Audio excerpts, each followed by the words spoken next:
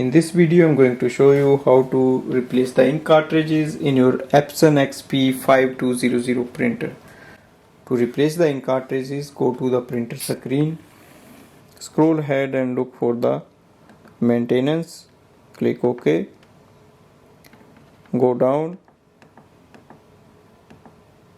ink cartridge replacement, select it, next, start. We have to open the ink cartridge chamber, so go to the one end of the printer, lift it from here unless you hear a lock sound.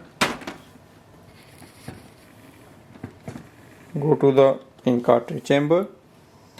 There is a lock here, you press it and then take the ink cartridge out. Press and hold, take it out. You might have to apply a little bit force. Now to install the new ink cartridge, make sure the chip faces forward.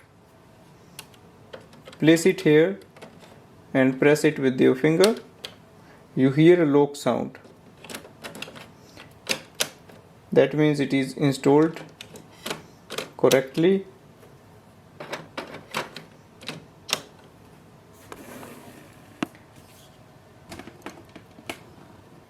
Press the door down and let it go. Go to the screen and click on the complete button. So it might take few minutes for the printer to prepare, and then we are ready to use this printer. It's going to take around 4 minutes. After that we are ready to use it. Thanks for watching.